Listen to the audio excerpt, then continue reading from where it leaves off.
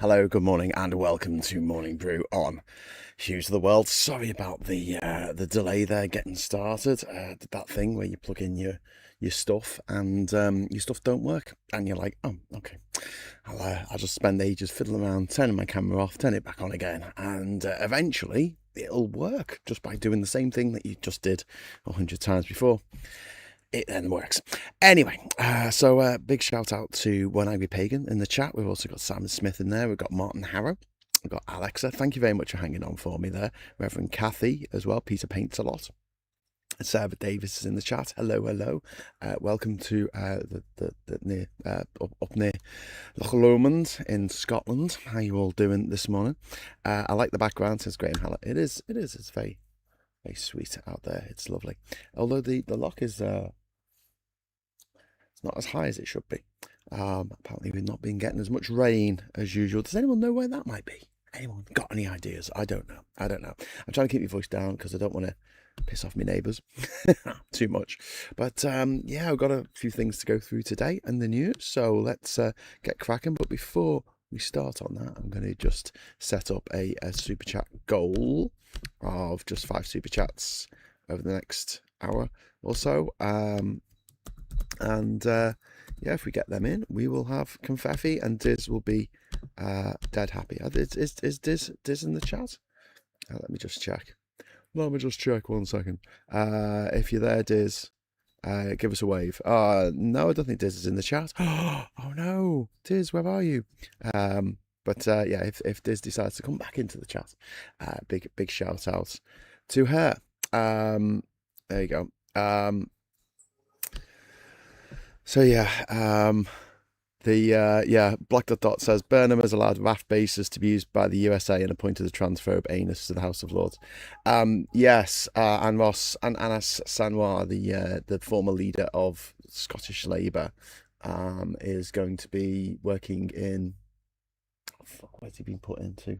He's been put into business, I think. He's a minister in business, which is not great, really, is it? But like I keep saying, Burnham's going to let you down. Like, seriously, like don't expect anything except things that will make you angry and upset. And to be honest with you, if talking to everyone here, if that is going to be a problem, like going forward, because I do need to talk about what the government are doing.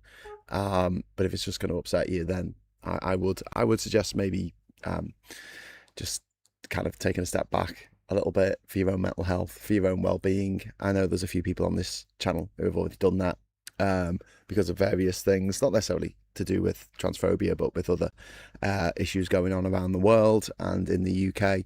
And that's fair enough. That's fair enough.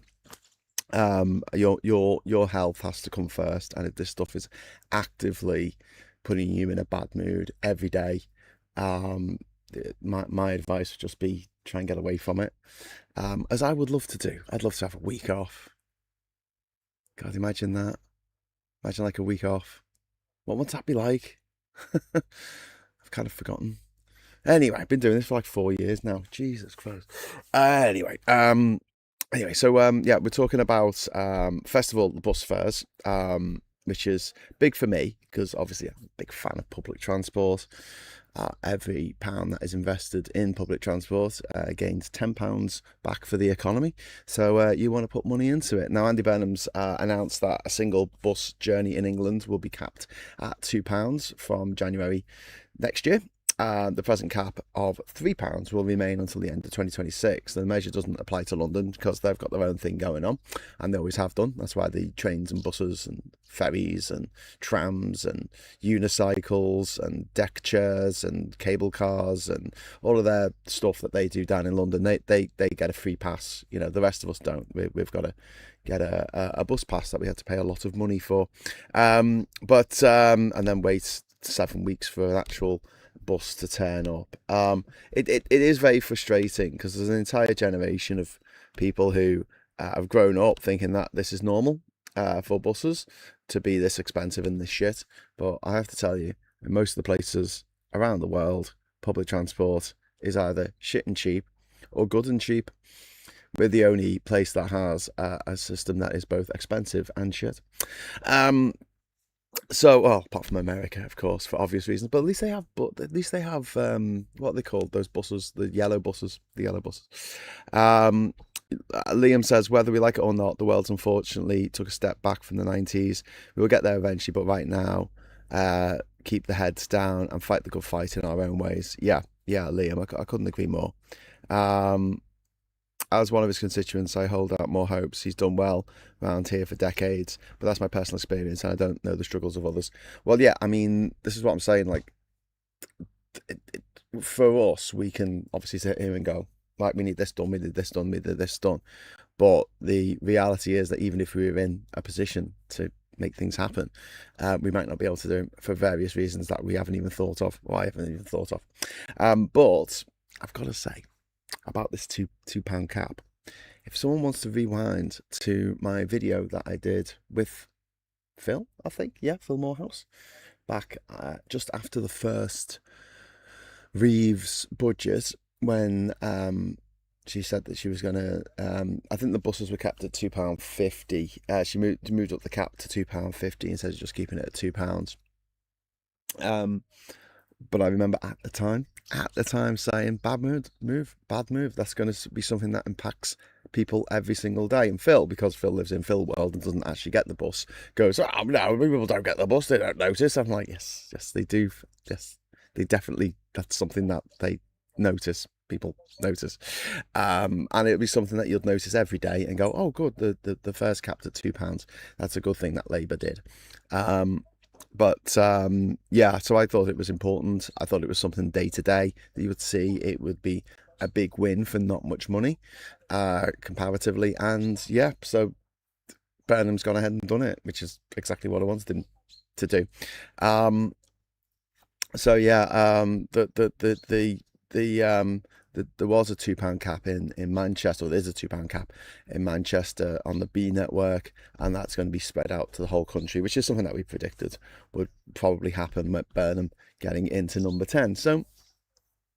So far, yes, he's definitely made a few missteps and kept people in who we would rather he didn't. But also at the same time, we've got to look at some of the things that he's done that will actually help people who are really struggling right now, really struggling. And yes, that doesn't mean that the people aren't struggling. Okay, it doesn't mean that there's some people out there who aren't really going through hell right now. It's just that we need to. I don't know. It's fun because I'm going on online, and just like with Starmer, there were a lot of people who absolutely despised the guy even before he became prime minister. It's just like, how dare he do this? How he's a backstabber. I'm like, he's not a backstabber. If anything, he's a front stabber. He said, can I stand for this election? And they went, no. And he went, oh, okay then. And then he went for another one. He said, can I stand for this one? And they went, oh, all right then. Because the NEC knew that he would make a better leader than Starmer. And Starmer didn't stop him standing for that very reason, because Starmer's, at the end of the day, he is a sensible bloke, and he saw the writing on the wall, which was that he was tremendously unpopular. And it wasn't just because of the tabloids being mean to him. He did genuinely make some really daffy mistakes, and his comms were shit. So yeah, let's go. Let's see how we go. So thank you, chums. All a throwback to Thatcher. Oh God, no, is it? Or are we going back to Thatcher's time? I don't want to do that. But yes, there's some really disturbing details came out about the Anne Widdecombe case, and maybe some trigger warning might be a good idea to put in at this point. Like, she was attacked with a hammer by this nutter called Joshua Kerry, who drove from Rotherham to kill her. Like, what? What the hell? What the hell?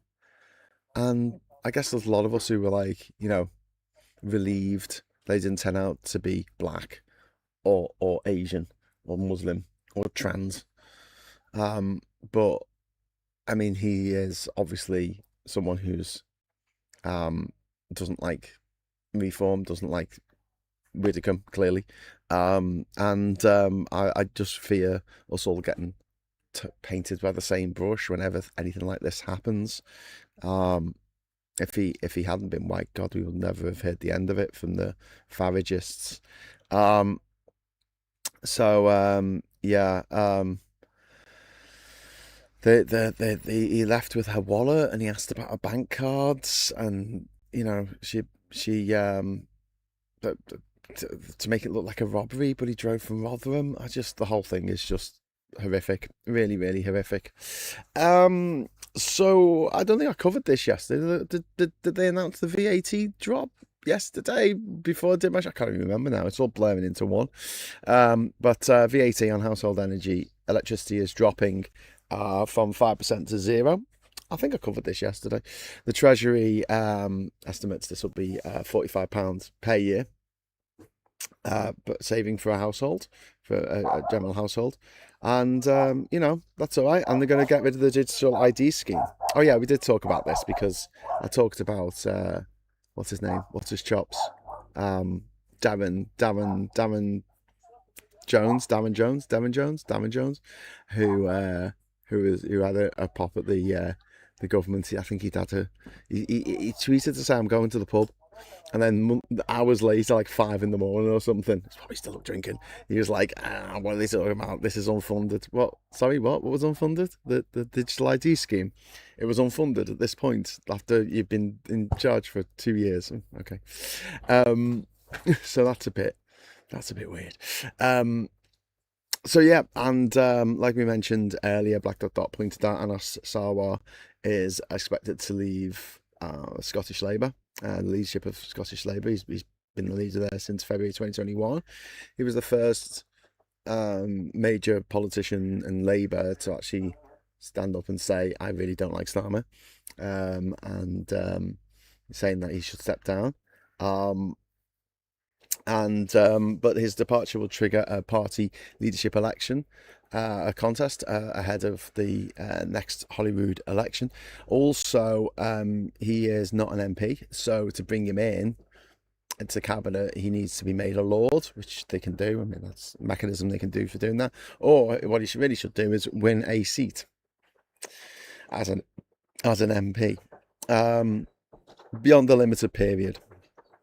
No successor for Scottish Labour has been announced, but Scottish Labour are a bit lost up here. Aren't you, Scottish Labour? You can see him, he's just in a tree over there. Trains clattering past up on the hill there. That's kind of cool. Will dragon glass work against zombies? Yes, always. Get yourself some obsidian and stab it in them. But all you need to do is take out the main Dalek, and all the other Daleks switch off. I mean zombies, because that's how magic works, and Daleks. That's just lazy writing, isn't it? Zombie going, "Oh no, my leader has been slain. I have nothing left to live for." But you went alive in the first place, mate. Do you know what I think they should do? I think they should nationalise footy. Imagine how much money we can make. Just do it. Nationalise the league. That's it. That's my plan. Sell off all the treasures from the British Museum. Nationalise the Football League. I'll make a bloody fortune with like so much money. Everyone would have a Ferrari each. It'd be brilliant. Well, no, because there'd be dickheads running around with Ferraris, driving around with Ferraris, I should say. Graham, I don't like streeting, but if he had to return, he could have been given a worse department. More concerned by the reappointments of McFadden, Mahmood and Phillips, to be honest, as Pollinator. Yeah, I don't even know if there's enough Labour MPs that have experience of office and of government and are not evil gobshites who we hate with the burning fury of a 1,000 dying stars. But Louise Haigh, she's been given control of a new central government department. She's been appointed the first Secretary of State and Chancellor of the Duchy of Lancaster. And this is a strengthened department operating in the centre of government, and it involves coordinating stuff across departments. So it's the what's the department called? In the Department for Administrative Affairs. That's it, from the thick of it. Yeah, that's what she's in charge of. Its responsibilities economic policy, housing, delivery targets across Whitehall. It will also oversee work involving devolved administrations, and the reorganisation is designed to give Downing Street more direct control over the implementation of government policy. Haig has previously served as Transport Secretary under Keir Starmer, and her appointment places her as one of the most senior members of Burnham's cabinet. Meanwhile, there was another story that I wanted to talk about with this Russian warship. Did you hear about this? It conducted a live fire exercise about 40 nautical miles south of Plymouth. What the fuck? I mean, the drill took place in international waters, but the government said that national maritime safety procedures were followed. But yeah, Wes Streeting, our new Defence Secretary, had said he described it as performative and irresponsible. I mean, this sort of stuff can start wars. Like, what are they playing at? They're like one of those kids who just keeps pushing the boundaries to find out where the boundaries are. Meanwhile, Streeting said the incident was part of a broader pattern of Russian activity directed at Britain and its allies, and no injuries or damage was reported, but still, it was an act of provocation that they wouldn't put up with if we did it to them. I'm pretty sure. Yeah, no, it's all right. Sure? It's all right, yeah. Got a guy, yeah, he's gonna sort out the pool, the hot tub. Anyway, so what else has been going on? Who's talking about Bernard and Sarwar? They're just one millionaire rewarding another millionaire. Okay, Ruth. Is Burnham a millionaire? Morning been lurking, but nationalised footy. It's a hugely loss-making in the main. They should remain billionaire train sets. The only way their wealth gets redistributed. They should remain billionaire train sets. I don't understand what you mean there, Boltzkopf. Odesa says, Graham, at those four, I would have replaced them with Thornbury, Jones, Harman and Reid. Yes, two of them were in Starmer's pre-cabinet, but that gets rid of four of them in return. Yeah, I don't mind if some of them were in Starmer's pre-cabinet. I don't really understand why they got rid of some people who I think were all right. Hello. Yeah, it's okay. I'd like a socialist league where the Premier League winners have to work their way up from League Two. What's wrong with national? How is yeah? But this is the thing. The footy's only loss making at the lower levels. At the Premier League, it makes an absolute ton of money. Okay, let's just nationalise the Premier League. Battle of Dogger Bank, 1904, Russian fleet versus Grimsby fishing fleet. Oh wow, so that happened. Hot tub equals people soup. Was that Scottish Labour guy? Yeah. I just came down from the tree. Saw that hot tub. Yeah, but I like my idea of nationalising the Football League. I think that's what we should do. And you know, to use the money from the Premiership to fund the lower leagues. Come on. Bloody capitalists on this stream, I don't know. Yeah, the US is still attacking Iran, by the way, because of course it is. 18 American service personnel have been killed during the conflict. Iran says recent US attacks have killed 50 civilians. And Marco Rubio said that Washington is willing to negotiate, but Tehran is not taking diplomacy seriously. I feel like I'm just reading an old book set in the Great Game. Do you know what I mean? Like, is this something new? Is this idea that why aren't they keeping to their agreements? Okay, do you? Are you keeping to you? Are you? Are you? Okay. Well, what's that? A 50% tariff on Canada? Okay. But they told us they were going to do something. Yeah, right. You know, they lied. What are you going to do? Of course they lied. You lie. Not you personally. I'm talking about America. 50% tariffs on Canada. This is what we do to our friends. Their enemies are like, yeah, okay. Yeah, all right. Trump's toilet paper signature. Yeah. Morning, Diz, you're late. Oh, no, Diz is never late. Diz arrives exactly when she means to. Nationalise footy equals set all players and managers to minimum wage and introduce 100% profit tax on clubs. No, I wouldn't set the players and managers to minimum wage. I wouldn't do that because it's one of the few ways that working class kids can actually earn a fortune. The rest of the 99% of the people who are rich in this country are rich because the daddy was rich. 1% play football. So yeah, no, I wouldn't put salary caps on. Also, we were talking about this the other day. That in Australia they have the Australian rules footy, like AFL, right? And then in America they have like the draft, don't they? And what happens is at the end of each season, the lower placed teams in the league can essentially get first dibs on the best new players coming up, right? So if any players in the transfer window, you can get them if you didn't do very well in the last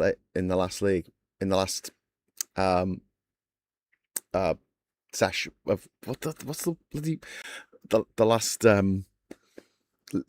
year of footy. My God, what's wrong with me? Season, that's it. The last season. Oh my God. There's too many distracting things going on right now. But yeah, listen, right. So in America and Australia, they go, okay, well, if you're not done well this season, you get first dibs on the players when they come up for transfer, right? We can't have that in Britain because not only is it not really, I mean, yeah, I could understand you say, okay, well, the Premiership, the top teams get to choose, but what about the Championship? What about League One? What about League Two? What about all the leagues going down? But also, we're not a closed shop. Like no one else plays Australian rules football. No one else plays American football. Like no one else plays that, so they can have a closed shop, whereas everywhere plays football. So if you say, I'm going to force this player who's worth £60 million, I'm going to force them to play for some shit team like Manchester United. They'll be like, well, no, I'm gonna sign for Barcelona. I'm going to Real Madrid. I'm going to into Milan. Go to join the Bundesliga. See you later. So we'd have a closed shop. So it wouldn't be possible. But that was kind of explained to me by someone who knew a bit more about it than I did. Because I was like, why can't we just have a draft like they do in America or Australia? And they're like, well, it wouldn't work. And this is why. So yeah, I wouldn't put a cap on the amount that players get paid, because then you wouldn't get the top players. They'll just go somewhere else where they can get more money. One Angry Pagan, thank you very much for the £5 super chat. Sometimes I dream that we could deal with the big crimes, that we could make a law for countries and not just people. Yeah, good plan vibes from Jingo, one of the City Watch books there. So thanks very much to One Angry Pagan for the first super chat of the morning. Has Graham been stealing a wee dram from his flask? No, I don't know where the flask is. Oh, I put it. I think I left it in the other room. So it's not got anything in it yet, though. Need to sort that out. By billionaire train sets, I was referring to the type of the old stereotype of football club owner, usually businessmen who have exploited local workers, pouring their wealth into entertaining those workers. Oh, okay. Yeah. I mean, there's been a lot of interference, I feel, in Premier League clubs by outside actors who don't care about football, have no passion for football, and just see it as a business transaction. Hence Manchester United. Francis, thank you very much for the £5 super chat. It's very kind of you. Football governing bodies can't make 115 charges against Manchester City. Yeah, no, they got away with it. Everton didn't. Everton got docked points for filling a form out wrong. But yeah, City break the rules massively and then just bribe all the officials and get away with it. I'm not stooping to Graham's provocation, says Peter Cat. Okay, Accrington Stanley. Should I say Accrington Stanley? Who were they? Exactly. Taking their time about it. Yeah. So yeah. Meanwhile, we've talked before about the Strait of Hormuz, and you've got the other strait which lies between the Puntland area of Somalia and Houthi controlled Yemen, right? So you've got to go through this strait in order to get into the Red Sea, which is the sea with the two fingers sticking up, and then you've got to get, from there into the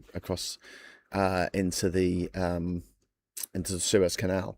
Otherwise, you've got to go all the way around Africa, which costs a lot of money, so people don't want to go that way. Yeah. But the US draft system is reflective of the NCAA powers in basketball and NFL, but baseball got popularity before US college profit farms gained popularity, so they take direct from high school. Yeah. Pulinator says interference in football. I'm shocked, I tell you. Yeah, exactly. Anyway, so the Yemen's Houthi movement has declared a naval blockade against Saudi Arabia because Saudi Arabia has been bombing the Houthis over the many years.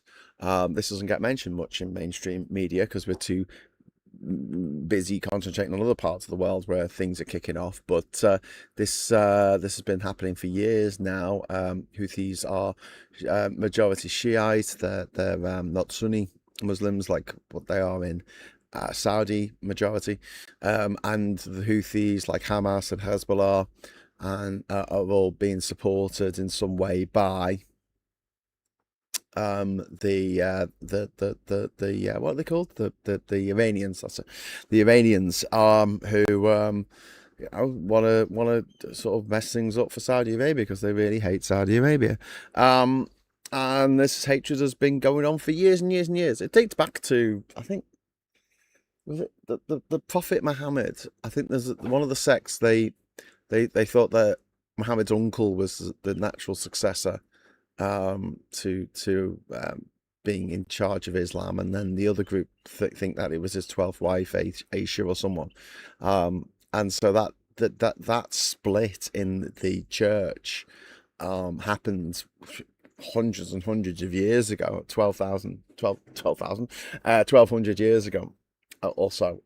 So yeah, it's been a long time coming, but the Houthis have forced 3 tankers of carrying Saudi oil towards China and India have reversed course on the Red Sea.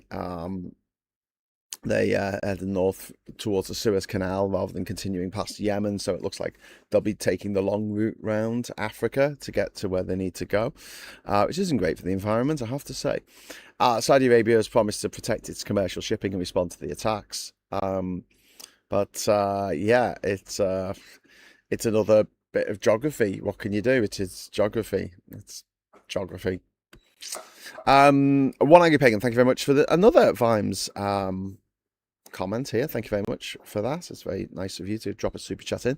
If you had enough money, you could hardly commit crimes at all. You just perpetrated amusing little peccadillos. Yes, again, yeah, true story. Jim Bowen played for Accrington Stanley. Awesome. Indeed. As a Reading fan whose club was nearly destroyed by a businessman trying to please 32 AD, revolving around leadership succession. Thank you, Free Wales. I think that's what I said. Something like that. My insides are all wrong. Oh no. Don't say that. It seems Orban is trying to stir up trouble in Hungary over moves to both restrict his return to power and investigate his corruption. It doesn't surprise me. Did you see though on about molten salt nuclear cargo ships? Yeah, that sounds interesting. It's one way of doing it, isn't it? My little sister lives in Reading. She loves books. Books, very appropriate. Maybe she lives in Reading. Like Tuesday next.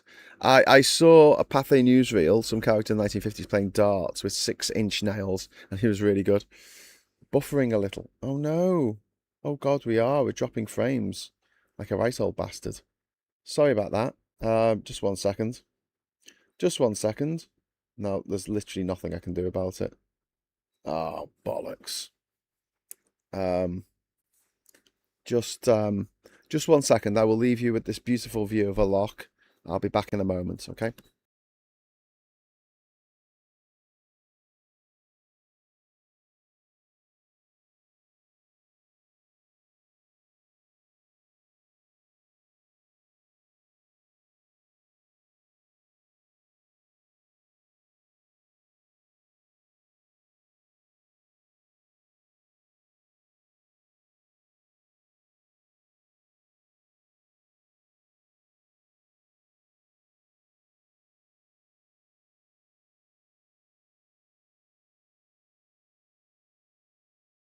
Well, hello. Did you have a nice view of the loch while I was away? Not staying. Oh no. Hello. Good law petition into the impact of section 21. That's from L. Okay, so what I'm going to do is I'm going to pin that message. So there you go. What a beautiful view. Did you write that when I came back? The Minotaur from ancient Greece survived until the present day and ended up being on TV. Bully. Bowen always carried a string just in case. In case he needs to get out the labyrinth. Graham's got a bit Norman Collier. Sorry about that. Hopefully the frame rate will get back on now. Dropping frames like drunk glaziers. Let's have a look. We're on 489 dropped frames. I mean, it'll read out here. Which is going down all the time. So thanks for letting me know. I've got that sorted.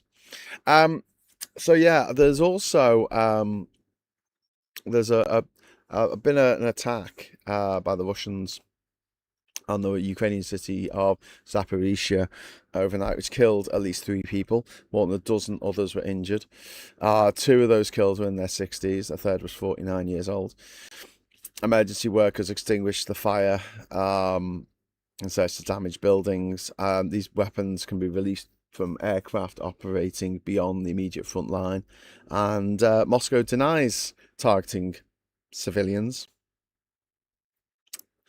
Of course they'll say that. So meanwhile, there's a standoff. Well, not a standoff. There's a spat going on between the Philippines and China. Now, this is nothing new.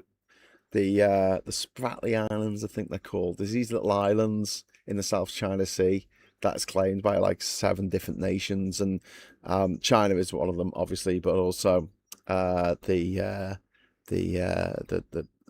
Philippines is as well. And apparently, a Chinese Coast Guard officer struck one of the Philippines' naval personnel in the head with a wooden baton. And this is a confrontation that occurred near the second Thomas Shoal on the South China Seas, on the South China Sea. And China denies the allegation and accuses the Philippines of misrepresenting events. And the Philippines maintains the grounded warship, the BRP Sierra Madre, as a military outpost. So there's a grounded warship, and they're saying this is an island now. And China regularly attempts to block Philippine missions supplying personnel stationed aboard it. The confrontation occurred as President Ferdinand Marcos Jr. appointed Antonio Navarrete as the Philippines' new military chief. So yeah, this is the Philippines is also expanding its military cooperation with Japan, Australia, China, and European partners. The South China Seas at the moment are essentially the great game on water now. Which is kind of crazy. Do you think Burnham is going to keep dropping new feel good policy each day to get the feeling he's doing stuff? Yes, absolutely, puninator, and that's exactly what I would do if I was in his position.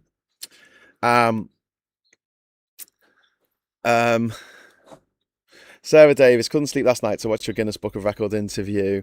20 capitals in a minute, impressive. And how did you do the card trick? How did you know it was the 3 of spades? How did I know it was a 3 of spades? Because I gave them the 3 of spades. That's how. It's a false card trick. It's a trick where you make it look like it's all shuffled up, and you haven't done anything to the cards, and then you make them feel like they've got a free option on which card they're picking, but you know what card they're going to pick before they pick it.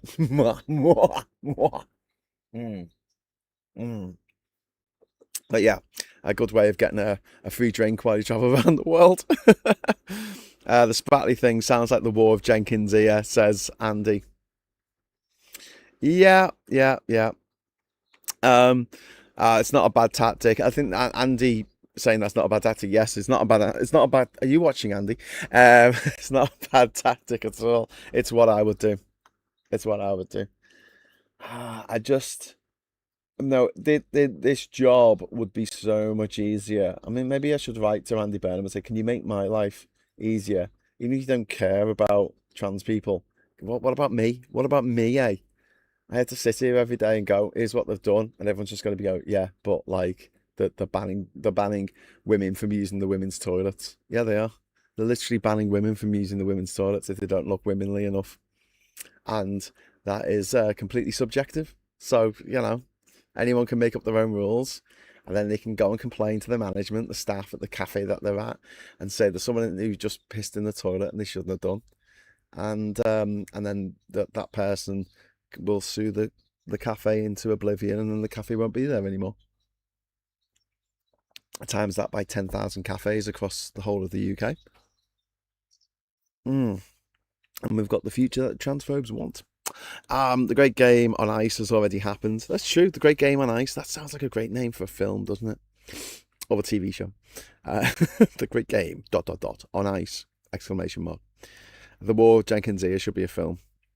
It should be actually done by. Oh no, Wolfgang Peterson. He's not with us anymore. Did he do Master and Commander? Or was that Peter Weir? Was it Peter Weir who died? I can't remember. Somebody died who did Master and Commander, Far Side of the World. That was such a great film. The Great Game on Ice. Launch inquiry into the impact. Oh yeah, sorry, Al. That's I'm reading that. It's pinned. It's pinned. It's pinned. I think Al's gone now.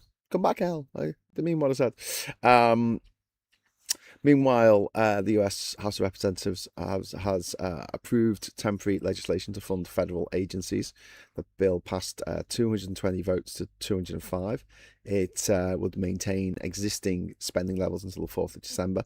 Current government funding expires at the end of September this year, so that's going to mean that the government doesn't shut down. Congress has not completed the normal annual appropriations process. It's all been an absolute mess, and it's going to get worse of a mess because Trump has made it very clear that he's not going to allow free and fair elections in the midterms come November. So yeah, there's going to be blood on the streets in America. Mm. Not that Trump cares. Stupid senile old twat turning up at the World Cup, like an idiot, just standing there like an absolute lemon. As if he doesn't know what's going on, trying to take the glory from the team that actually won the match, and take it all for himself because he's a gobshite. That's what he does. Meanwhile, I've got some good news for you. Wetherspoons has issued its 4th profit warning this year as a direct result of Brexit, possibly. But JD Wetherspoons has issued its 4th profit warning of the financial year. Its company expects annual earnings to fall below market forecasts. It blamed weaker sales and rising costs for food, labour, repairs, energy and business rates. I wonder why food, labour and repairs and energy and business rates have gone up in cost. Anyone got any ideas? I'll give you a clue. It begins with B and it ends in Rexit. In fact, it does wreck it, doesn't it? It all wrecks it. So yeah, that they're not doing so well. And extreme heat has also affected pub demand, with research suggesting beer sales fall when temperatures exceed 32 degrees C. Because no one wants to be in a pub when it's dead hot, because it's dead hot and stuffy in the pub. And if you go into the beer garden, there's always someone smoking. There's always someone going, go, beat my smoke. Beat my toxic air. I've got some toxic air for you. Would you like some toxic air? No, I don't want any toxic air. Wasn't Wetherspoons owner pro-Brexit? Yes, he was. Tim Martin, privately educated, of course, along with Chris Martin, privately educated, of course. And Chris Martin didn't have anything to do with it, but Tim Martin certainly did. He used to have beer mats that said, let's leave the EU.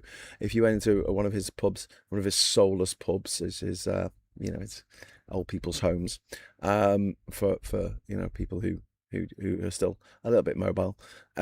He would have like posters up in the gents' toilet saying that we should leave the European Union. Now we can't get the staff. There's a lot of staff working in the Wetherspoons were not from these parts. And also, don't forget, this is a man who didn't put his staff in furlough. He just sacked them all during the pandemic, during COVID. He just sacked all his staff. He could have put them on the furlough, a government scheme paid for by the government, but he was like, nope, going to sack them. So there you go. Welcome home, Chris. Chris is home. Well done. I am back. Chris, prove it. How do we know it's a real you?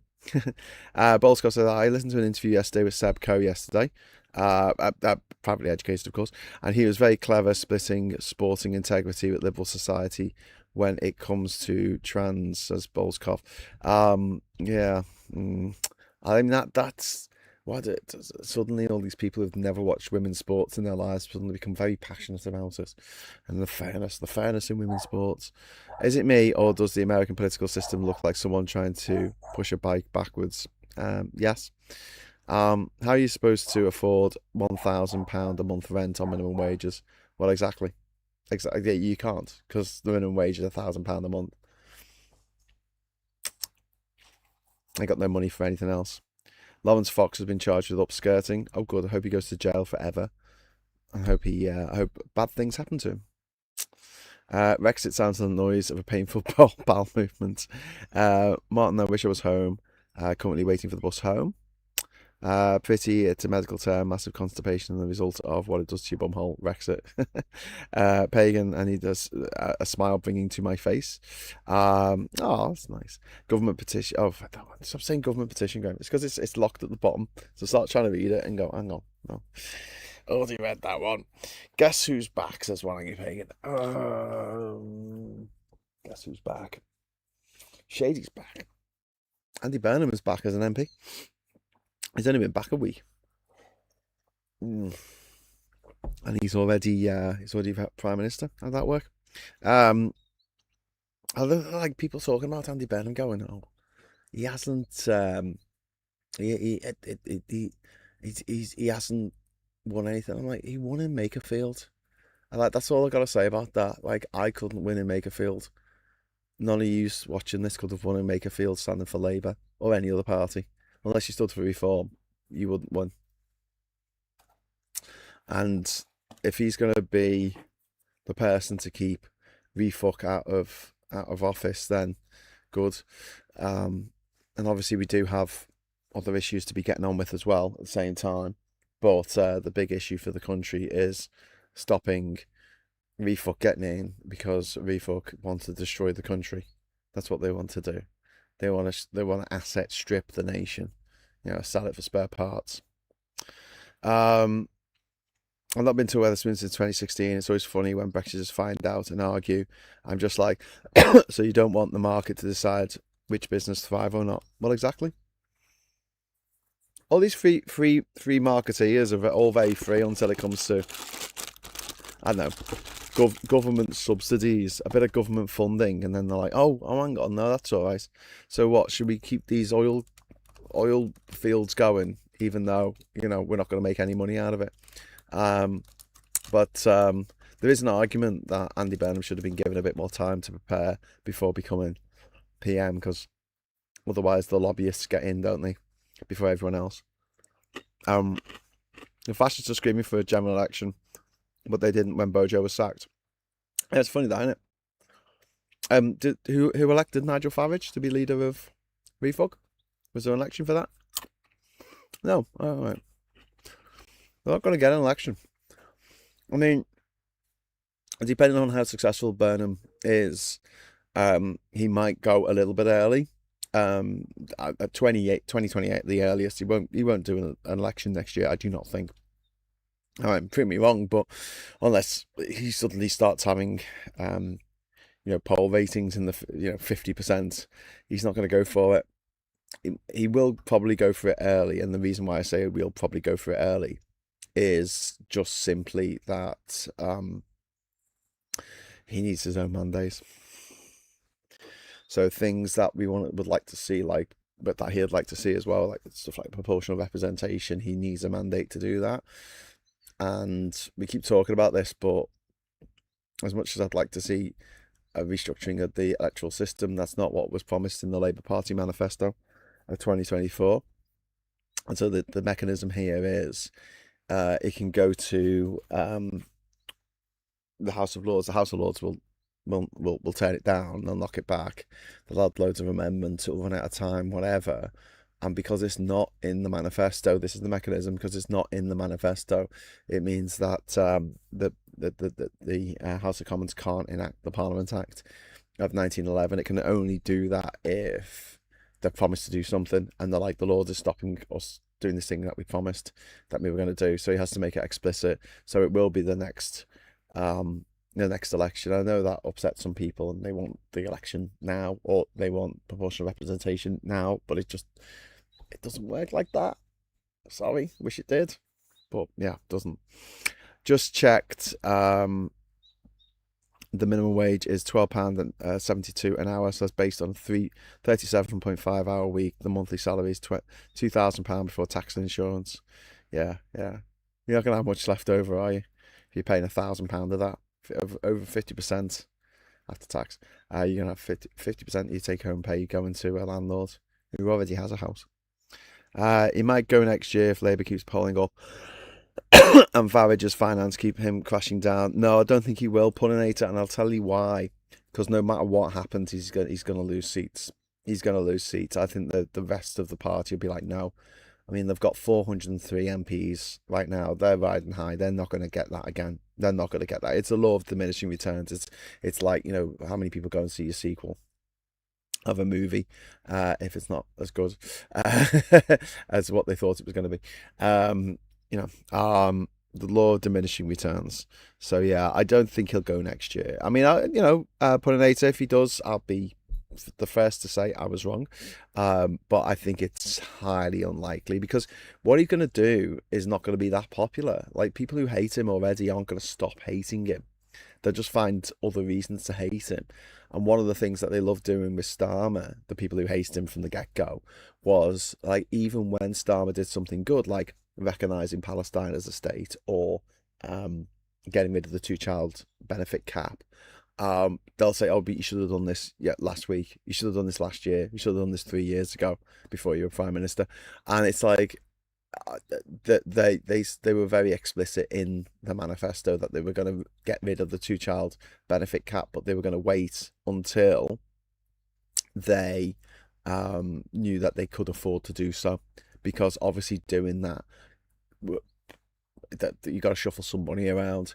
So if they jumped in both feet, the big worry, and it is a big worry, is that we will again have the kind of run on gilt yields that we had when that idiot Truss made a load of unfunded tax cuts for the super wealthy, and bond markets went bananas. And we're still paying for that today. She blew a £425 billion hole in our pensions. Well, not my pensions. Their pensions. People's pensions. People who have pensions. Jenrick was interviewed by GMB today and left his mic on at the end. They were asking questions about the 5 million, and Jenrick was heard saying that was a waste of time off camera. Interesting. Simple answer for the mandate question is Burnham will call an election when he feels he needs to go outside the mandate of the 2024 election, says Bolskov. Yeah. But I don't think that's going to happen for 18 months at least. So it's probably going to be a couple of years. Probably we're going to see May 2028 would be my guess. If Starmer had stayed on, I think we would be looking at a May 2029 election. But Burnham will have to weigh up the number of MPs he's going to lose, and so the power to enact stuff that he wants to do that he's going to lose, versus the power that he will gain to enact stuff that he'll get from creating a new manifesto. So yeah, fingers crossed. So your take home would be 1,500. So you have to survive a month on 500. So assuming utilities are 150, council tax et al. So surviving on 50 quid a week. Yeah, Andy. Yes. Anyway, super chats are open. Jenrick was interviewed by I've read that one. I was listening to OAP on LBC the other day, feigning outrage that younger generations want the current state pension model looked at as it is unaffordable. It is. Do you know what though? Even people on the right are saying it now. You know, you got people like Tom Swarbrick, who's like so far to the right, it's painful. Private school mafia, of course, and he's saying the triple lock is unsustainable. Everyone's saying it's unsustainable because we're paying for pensions. We're paying for pensions right now. There is no pension pot. There isn't a pot with your name on it saying Graham's pension pot. It doesn't exist. I know I've got to give in, pay my stamp and everything each year, but that does not exist in the way that people imagine it to. The reality is that the people who are working pay tax, and that pays for people's pensions. On the back of the whole the capping fares at £2, which I thought was coming, and I mentioned it. He has also said that he's going to he's pulled back from a possible income tax cut, which is to do with raising the threshold at which you start paying income tax. The VAT sheet. There's a possible increase to the tax-free personal allowance, which has been frozen at £12,570 since 2021, but there is a good chance that he's gonna pull back from doing that. Like he's gonna just leave the freeze in place, which isn't great news. I was hoping it would go up to 15 grand, but obviously he's looked at the figures and the math ain't mathing. As the Americans say, the maths ain't mathsings. So many of us have found out Labour aren't progressive, so we'll vote Green / Liberal, says Black ... Yeah, I mean, Labour have never been particularly progressive on social issues. I keep mentioning this, but the partition of India, that was under a Labour government in the 40s. We had this. The first thing that Labour did when they got in 1997 was bring in tuition fees. Even though earlier that year they said they weren't going to do that. Yeah. But they are more progressive than the Tories and more progressive than the refuckers. But yeah. I'm one of them. I want one big pot method and link state and pension and private pension as one source. Also make pension providers sell to public rather than employers. Yeah. Meanwhile, the Lib Dems have called for Burnham to slash bus fares further. You see, this is the thing, like, you can't get away with anything, even if you do something that's demonstrably good and say, I'm going to get rid of homelessness. I'm going to, take VAT off energy bills. I'm going to cap the buses at £2. People go, well, it should be, we need more. This should have been done yesterday. We should have been done the day before yesterday. Or they'll say it's not enough. It's not enough. And this is why I think I'd go mad if I was trying to go into politics and do this shit. Because no matter what you do, you just get a load of shit, and it's always too little, too late. No matter, even if you do something good, it's like you should do more. And it's like, well, these people are constrained. They're really constrained by the budget they've got, the money they've got coming in, the people around them, the advice they're getting. I'm not making excuses for them. I'm just saying I couldn't do this job. Wouldn't want to do this job. I wouldn't want everyone in the country to hate me. Well, enough people hate me as it is, so add some more to that. Not fun. It's not good for your mental health. But yes, the Transport Secretary Heidi Alexander has been on Radio 4 today, saying that she's not going to make unfunded spending commitments. So she said she was 100% sure there was money there to pay for the single fare cap.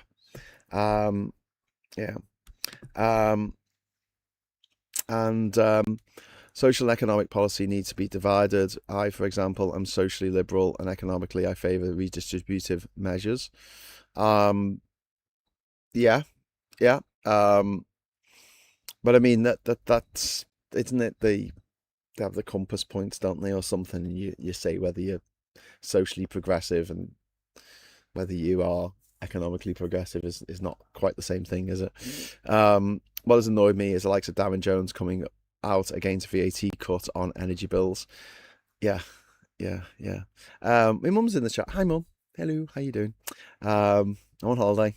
Trying to be on holiday. Doing a show instead.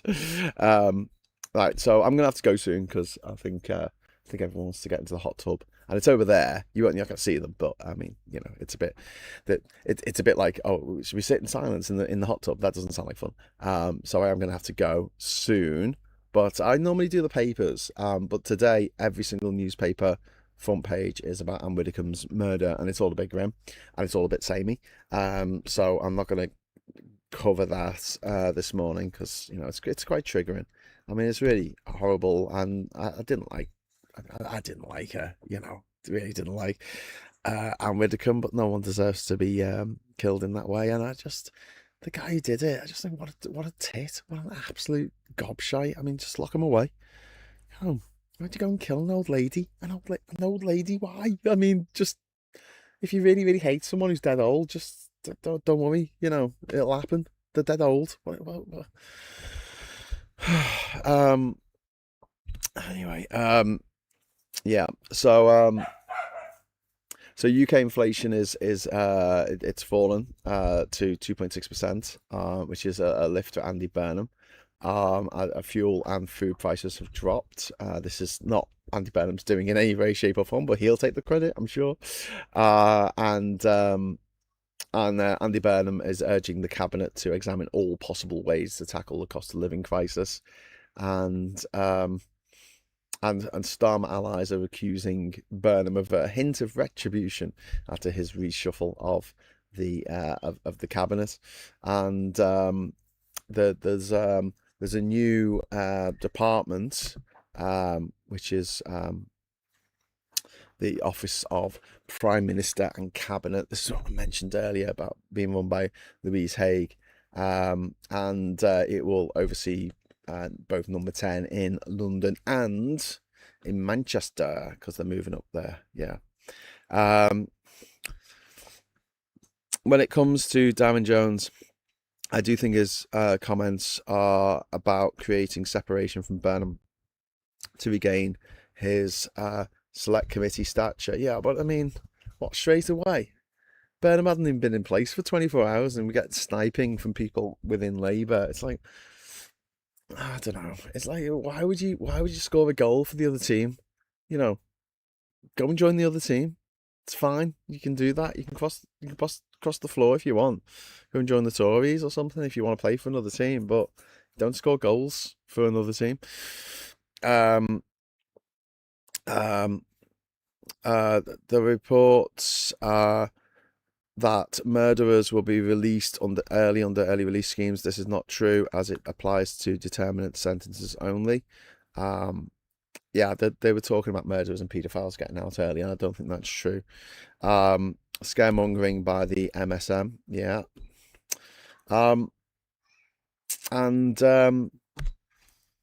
So yeah, and in Ukraine, there's been a crazy move in Ukraine. Just to explain something. So there was the commander in chief of the military in Ukraine, and he is old school, tanks and mines and missiles and things. And then there was a defense minister. So the commander in chief was called Alexander Syrskyi, and he's like old school, right? And then he had a beef with the defense minister, who was the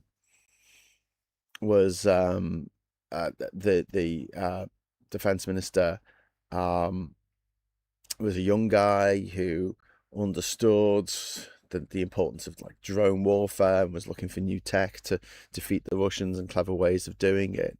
And he was sacked last week, and this has triggered a lot of anger especially from young Ukrainians that thought this was a bad move. It sparked nationwide protest, this defense minister getting sacked. And so in order to this guy called Fedorov, in order to quell the protests, Fedorov has been offered a prominent position in the government. Not defence minister, obviously, because that's what his job was, but he's been given something to do with that. And his antagonist, Alexander Sirski, the old guy, has been sacked. He's been sacked, and apparently, a popular and innovative general, get the third time lucky, has been appointed as new head of Ukraine's armed forces.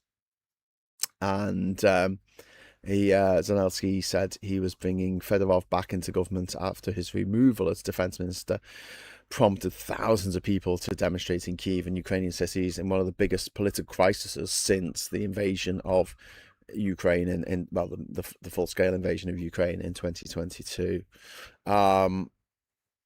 So yeah,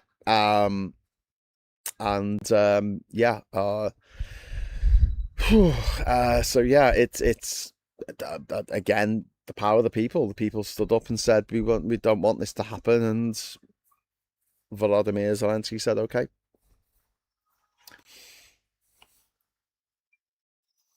Because Ukraine's a democracy, simple as that. No one has been jailed for not paying a TV license in years. That's another lie spread by the MSM. Yeah, I was talking about that the other day. I like a good hat. Yeah, I like a good hat as well. Never been such thing as a TV detective and either. Just a man with a list of addresses, says Paul's cop. They just look through the window and see if they're watching telly. It's just a telescope, just a pair of binoculars. So I'm using my technical technical equipment. So yeah, and I think that's it. I mean, I don't know if there's anything else to talk about this morning. Unfortunately, I'm sorry, Diz, we didn't get the confetti. I'm sorry. I feel really bad now that we got confetti, but I also feel bad that my family want to jump in the hot tub, and I'm blocking them kind of by sitting out here. But but it's all good. It's all good. Also, they've had to go off the internet because it was causing the internet to fail on here, so that wasn't good either. Sorry. But just go around apologising to people these days. Anyway, so I'm gonna try and do. I might do a show tonight. I'm not gonna. Oh, ice cream fund for Graham and family. Oh, thank you very much, Saz. That is very, very kind of £5. Oh, thank you. We'll definitely get some ice cream with that. Absolutely. Thank you so much. And yeah. Pullinator says Mandami calls Netanyahu a war criminal but admits he can't arrest him. Yeah, it's a federal thing, isn't it, to arrest him? But he has made an address calling Netanyahu a war criminal, which he is. If Trump gets battered in the midterms, which he will, but it actually goes through, which I don't think it will. I think he's gonna game it, and Netanyahu gets battered in the parliamentary elections in Israel later this year. It gives Burnham a bit of breathing space on the world stage. But until that happens, again, I wouldn't want that job right now. For Diz, thank you so much, Sarah. That is really kind of you and allows me to do this. 3, 2, 1, confetti! Yay! Thank you so much. Brilliant. Andy says £5 that won't get a 99er. Yes, it will. Until Bin Face is in. Bin for the win. Tub blocker. Yeah, I know. Tub thumper. Tub blocker. Anyway, so listen, thanks very much for watching. Thank you very much for the super chats, really appreciate it. Like I was going to say, I'll try and do a show later if I can, get some other people on board. I might set up inside actually to make it easier for people, for the rest of the family. But I'll definitely be back tomorrow morning. I'm going to aim for around 9 o'clock, but it might be a bit later depending on technical problems, internet working, cameras working, etc. Saz, thank you very, very much for the £2 super chat. Saz is always lovely. Thank you very much, Saz. That is very kind of you.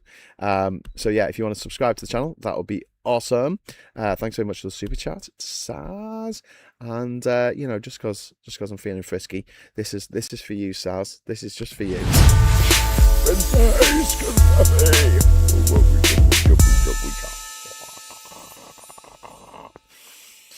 I'm from Signal at 9.